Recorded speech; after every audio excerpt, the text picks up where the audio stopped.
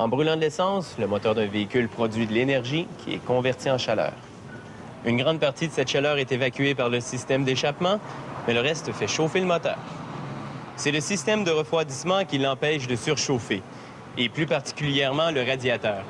On pourrait dire que c'est la pièce la plus cool de votre voiture. La chaleur du moteur est absorbée par un mélange d'eau et d'antigel qui refroidit ensuite en circulant dans les tubes du radiateur. La matière première des tubes est la feuille de laiton.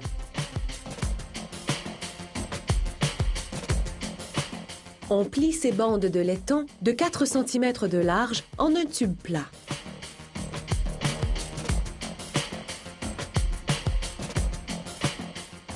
Ce tube est plongé ensuite dans une cuve de plomb fondu.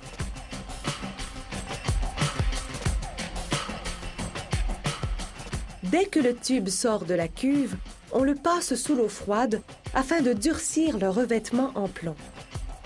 Le tube est ensuite débité en tronçons dont la longueur varie selon le modèle du radiateur. Ceux-ci mesurent environ 76 cm. Pendant ce temps, on transforme une mince bande de cuivre d'1,5 mm d'épaisseur en ailette de refroidissement.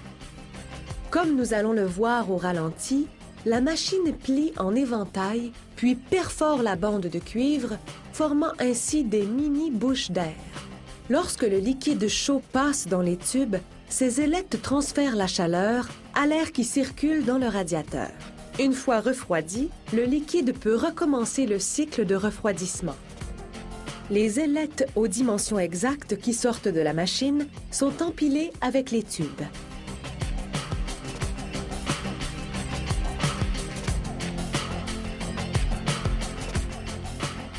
On arrange le tout, puis on appose une étiquette de laiton indiquant le numéro de série et la date de fabrication. Ensuite, on compresse et on attache les composants.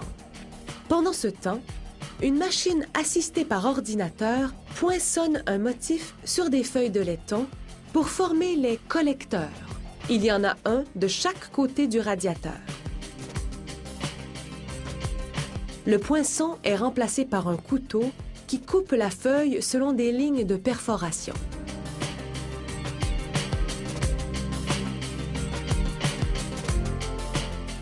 À l'aide d'une presse, on plie chaque collecteur, puis on y fait des fentes pour les tubes du radiateur.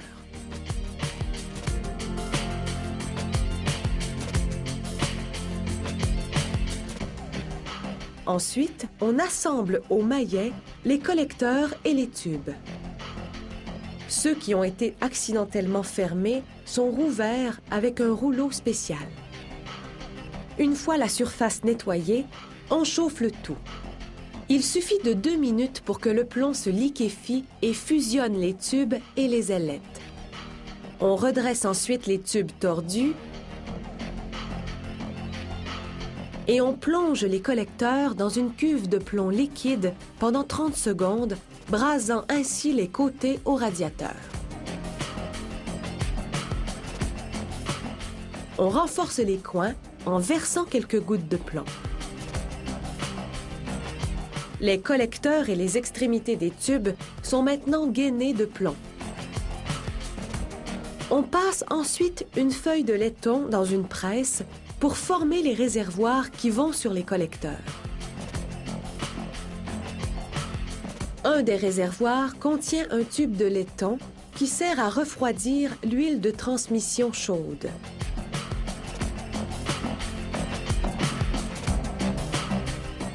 Une fois les réservoirs soudés au collecteur, on brase dessus le col de remplissage, qui permet de verser l'antigel dans le réservoir.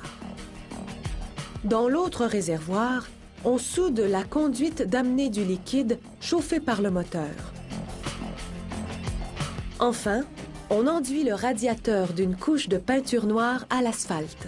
L'asphalte permet à la peinture de résister à la chaleur et protège les ailettes de refroidissement.